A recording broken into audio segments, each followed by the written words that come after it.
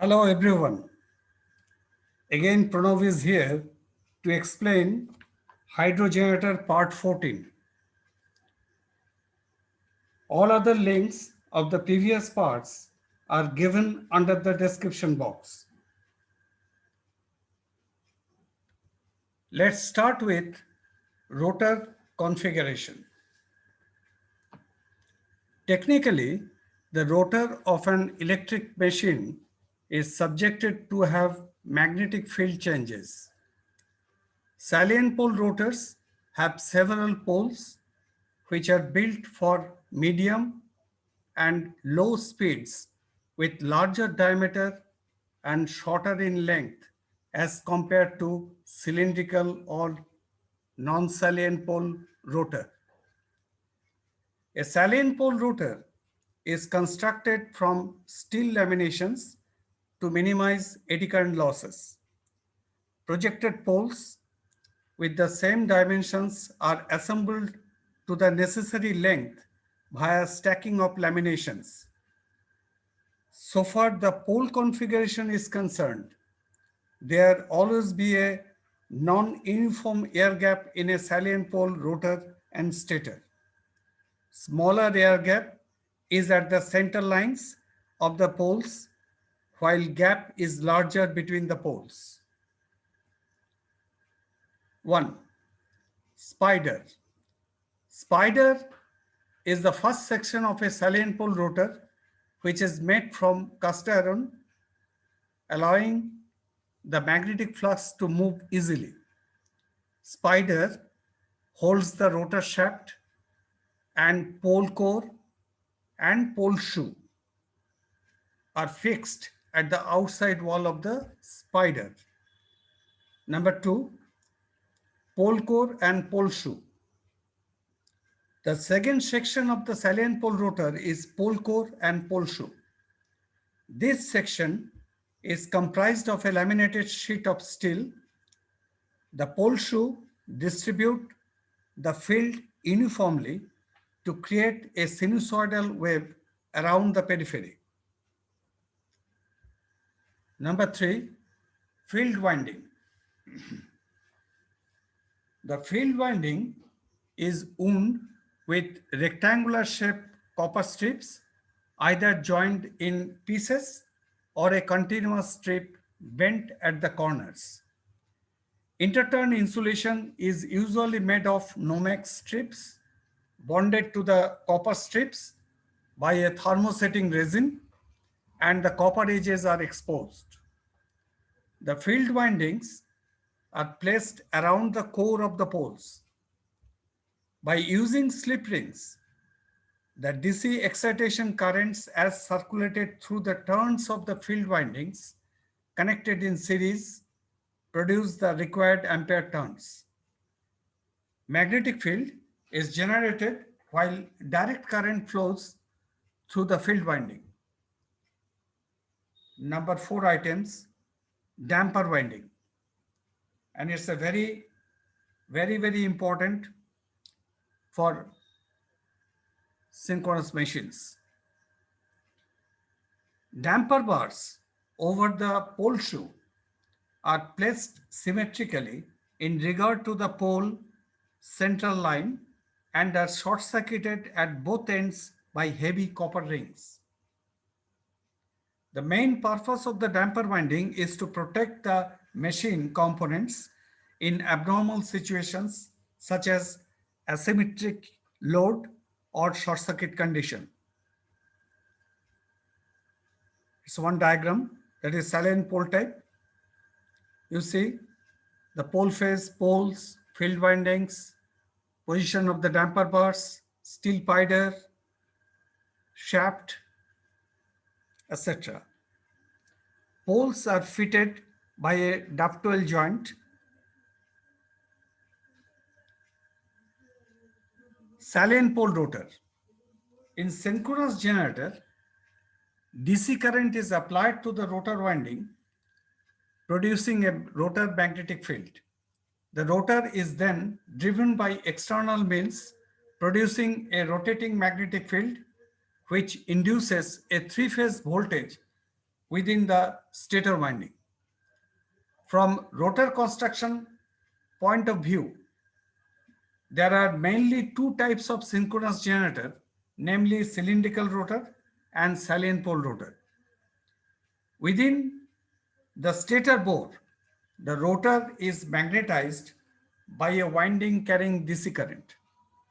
Cylindrical rotor type has an uniformly cylindrical rotor that carries its excitation winding distributed over a number of slots around its periphery. But such construction is not suitable to multipolar machines and is universally employed for two-pole units, mainly turbogenerators. Saliency means projection outward. From the literal meaning of saliency, salient pole machines must have poles projecting outward from the surface of the rotor core. So, the salient pole rotor is also known as the projecting pole rotor. The salient pole type has poles that are physically separate, each carrying a concentrated excitation winding, which is called field windings. Salient pole generators have a large number of poles and lower operating speed. On the circumference of the rotor, the large number of salient or projecting poles placed at a fixed position. Salient pole machines cannot be used at higher speed because at higher speed, the centrifugal forces will be large, which may damage the salient pole fixed on the rotor core. In hydropower plant, salient pole generators are used as the speed of the prime mover is less and therefore number of poles required will be more. It has a large diameter and short axial length compared to the rotor of cylindrical and non-salient pole machines. Rotor is having a frame, an iron ring made from stacked steel sheets, rotor poles. As the rotor is subjected to changing magnetic fields, so it is made of steel laminations to reduce the eddy current losses. Poles of identical dimensions are constructed by stacking thin silicon steel laminations of 0.5 millimeter to 0.8 millimeter thickness to the required length. Laminations are then clamped by heavy end plates and secured by studs or rivets. Machines with little higher peripheral speed, poles are generally of rectangular or round pole constructions. However, the round poles have the advantages over rectangular poles. Poles hold the field winding that provides fundamental magnetic field excitation. Normally, two-thirds of the rotor periphery is slotted to accommodate the field winding and the remaining one-third unslotted portion acts as the pole. Generally, rectangular aluminum or copper strips are configured for making field windings. The field windings and the overhangs of the field windings are secured in place by steel retaining rings to protect against high centrifugal forces. Hard composite insulation materials are used in the slots which can withstand high electromagnetic forces, stresses, and temperatures. After the field coil is placed around each pole body, these poles are implanted by a dovetail joint to steel spider keyed to the shaft. The part of the pole which is closest to the air gap is referred to as the pole shoe. A salient pole machine has accompanied with a non-uniform air gap. Air gap is minimum under the pole centers and maximum in between the poles. The pole faces are so shaped that the radial air gap length increases from the pole center to the pole tips so that the flux distribution in the air gap is sinusoidal. This will help the machine to generate sinusoidal EMF, that is electromotive force. As the variable radial air gap length makes the reluctance variable, so machine when in running operation develops an additional reluctance power which is independent of field excitation. To establish the alternate north and south polarities, the individual field pole windings are connected in series. The end of the field windings is connected to DC supply through the brushes on the slip rings. The pole shoes of large synchronous machines typically hold copper or brass bars. These bars are called damper bars and are short-circuited at both ends by heavy copper rings. Primary function of damper winding is to prevent phenomenon called hunting. If there is a sudden change in load on the rotor when in synchronism, its power angle has to change accordingly. However, change in power angle does not occur smoothly and the rotor starts swinging around the new power angle. Damper windings are used to counteract an asynchronous air gap flux which can be caused by electrical and mechanical transients. Perfect balancing of the rotor has to be carried out before box up of the machine.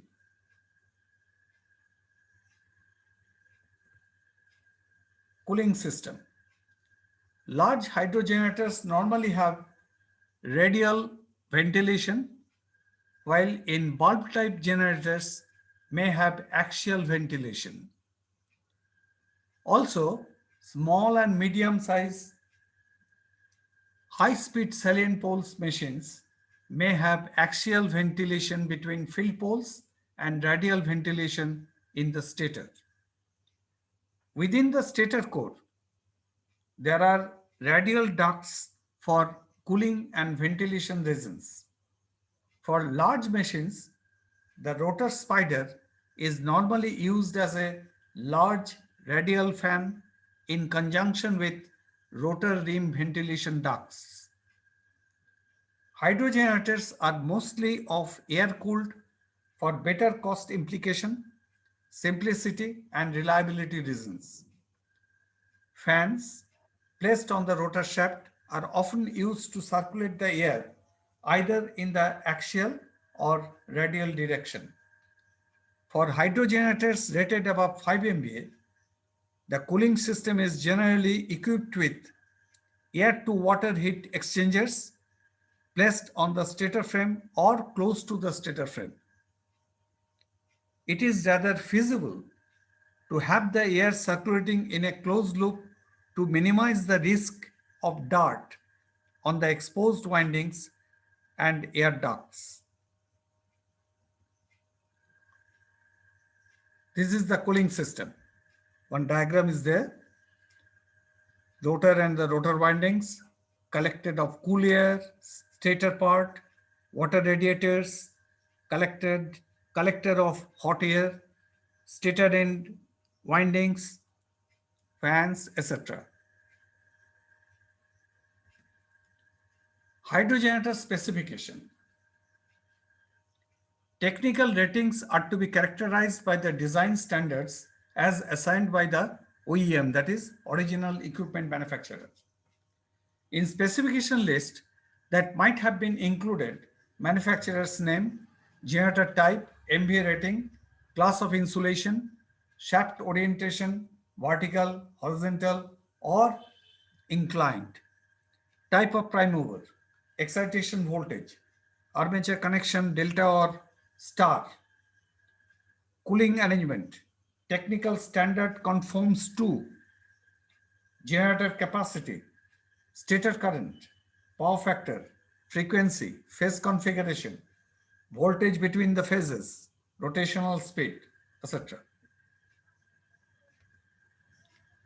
Generator capacity and rating selection.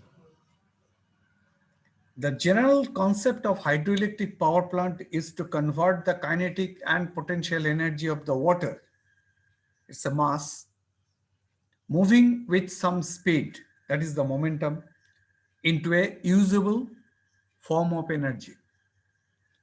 Hydroelectricity is generated when the force of falling water from dams, rivers, or waterfalls is used to turn turbines, which then drives generators that produce electricity. The fundamental of hydropower is closely related with water head and flow rate. Amount of energy that can generate is proportional to the head and the flow rate. Head is defined as the difference in water levels between the hydro intake and the hydro discharge point. The higher the head, which produces higher the water pressure across the hydro turbine, and the more power it will generate. The higher water pressure means it can derive a higher flow rate through a smaller turbine. And because turbine cost is closely related to physical size, higher head turbines often cost less than their low head turbines, even though they might generate the same power.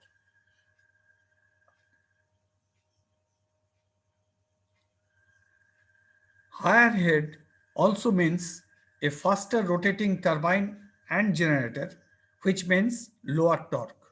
So, higher water head is equal to less torque is equal to less cost. The flow rate is also an important parameter, and it is to be worked out through the long-term annual mean flow, that is, overall average flow in a water course. The flow in a water course is to be characterized through the long-term flow duration curve of the available water source. Before to achieve, a typical comparative study would have to be made between available water head, flow rate, and mechanical stresses as of rapid acceleration and deceleration of rotating masses, that is hydrogenerator rotor and water turbine. Generator capacity selection of hydrogenerating unit is determined through various considerations at different levels of project implementation with available techno-economic resources such as 1.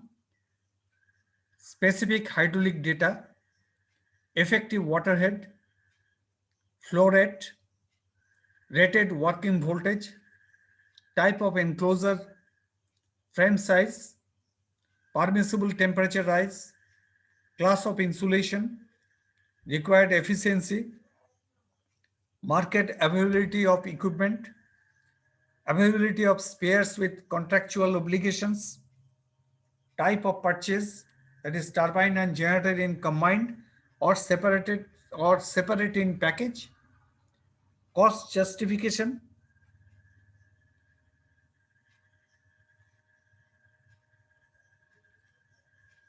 utilization as peaking units, especially for pump storage scheme, transport limitations, etc., site location wise constructional constraints. Special note, A. Space constraint for underground powerhouse cavity may also restrict the unit size for the prevalent hydrological conditions. B. Generator capacity is basically fixed by the rated output of the turbine, which is very much dependent on the available water head. These two factors are very important for judging the generator capacity selection. So the rating of the generator is made to be compatible with the output rating of the turbine of particular type at rated water head and to be closely followed the ISI specification details. The most common turbine types are Francis type, that is fixed blade propeller, and Kaplan, that is adjustable blade propeller. Each type of turbine has different operating characteristics and that imposes a different set of generator design criteria. Design generator coupled with suitable type of turbine should have been sufficient continuous capacity to cater the maximum kilowatt at 100% gate opening without exceeding generator's rated nameplate temperature rise. Conforming to the interconnected transmission system, all sorts of electrical characteristics as example, voltage, short circuit ratio, reactance, line charging capacity, etc. would have to be taken care of as the basic design criteria of the generator. Hydro generators of unit capacity 700 megawatt are already in operation in the world. In order to have a proper selection, following parameters should be in prior consideration. 1. Power factor. Salient pole hydrogenerators, while interconnected with the large grids, have undergone considerable operating performance within its capability curve, that is, permissible region of operation.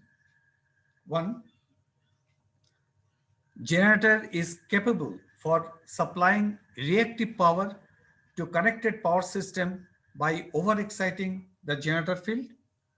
Number 2, while operated at underexcited condition, the hydrogenerator absorbs reactive power from the connected power system. The reactive power as supplied or absorbed is vectorially additive to the active power as generated by the generator. Generators are always rated in terms of MVA or KVA at a certain power factor.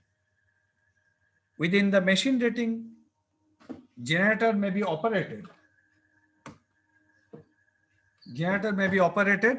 at any power factor, leading, that is under excited condition, or lagging over excited condition. By convention, synchronous generator operating with lagging power factor is producing VAR, while operating with leading power factor is consuming VAR.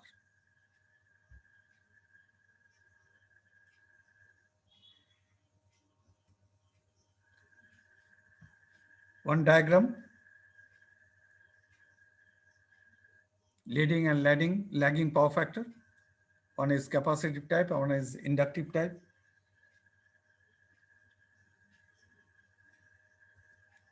Another reactive capability diagram.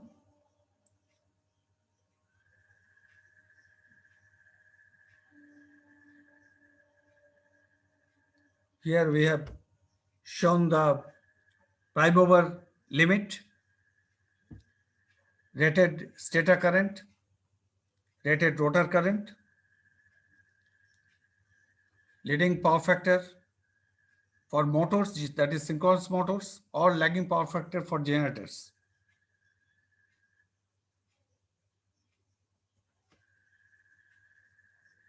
Here, acceptable steady state operating region, unstable voltage region, rotor overheating region.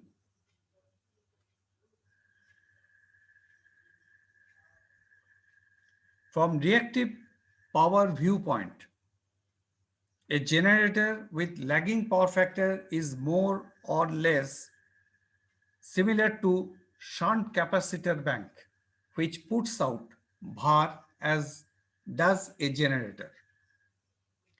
The primary difference is that a generator will put out real power in addition to the reactive power by merely changing the field voltage. Operating a synchronous generator with a lagging power factor does not require additional power from the prime mover. Lagging power factor, where current lags voltage, is normally the case.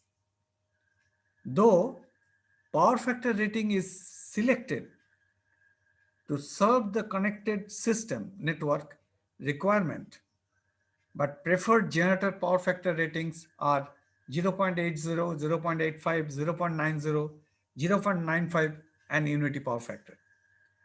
Lagging power factor below 0.80 results the heating of the rotor winding at 100% of generator kVA output. I have shown in the diagram. Leading power factor results in generator stator end iron heating and automatic voltage control system becoming unstable.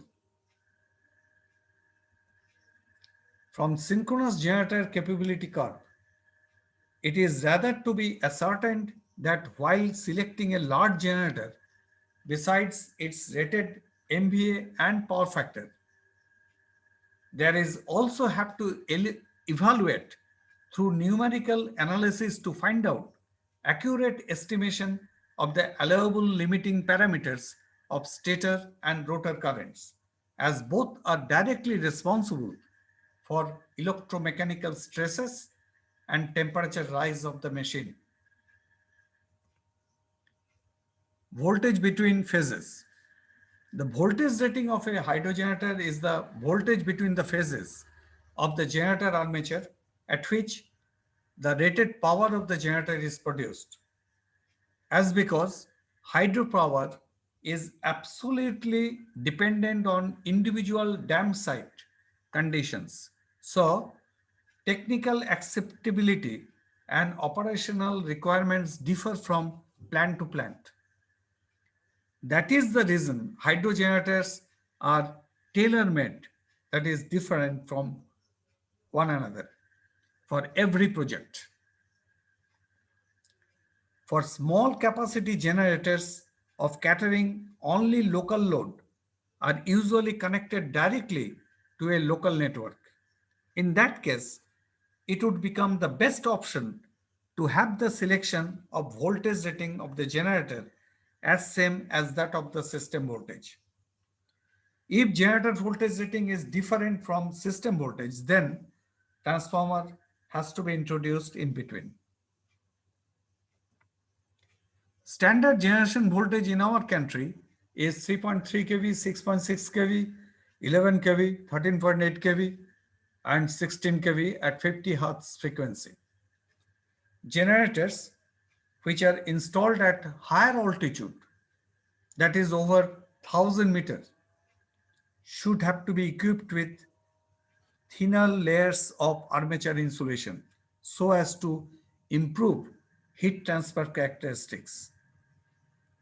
As due to use of thinner layers of armature insulation, so the generator voltage rating is also have to be made a lower value. Generators which are designed for high-speed machines usually have a longer stator core length in proportion to the diameter of the stator and are mostly preferred with higher voltage ratings. As designed standard, it is prescribed the generator should not be operated below 95% or above 105% of the rated voltage. Speed of the generator. Synchronous generator operating speed is only established by synchronous speed and will be determined by using the following relationship. Ns is equal to 120 F by P. Ns is the synchronous speed in RPM, F is the frequency in Hertz, P is the number of poles of the generator. For hydro generators, as of Salient pole machines, the synchronous speed is established by the turbine rotational speed, and the specific speed of the turbine is to be designed closest to the respective synchronous speed of the coupled generator. In general, low-speed Salient pole type hydro generators are characterized by the rotor of large diameter and short axial length. The diameter of synchronous generator is directly varies with its KVA rating and inversely varies with the square of the synchronous speed. That is diameter D. D is directly proportional to KVA rating and D is inversely proportional to Ns square, that is synchronous speed square of the synchronous speed. So by selecting the highest possible rotational speed, then there will be significant reduction of physical size of the generator as well as its price.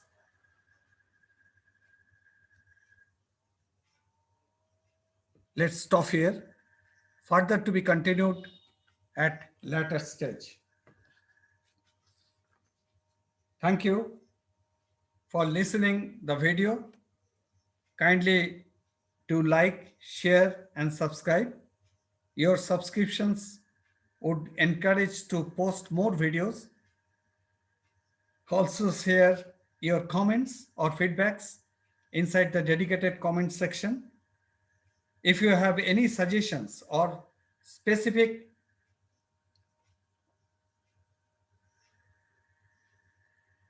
topic you want, then let me know in the comment section. Thank you. Thank you very much.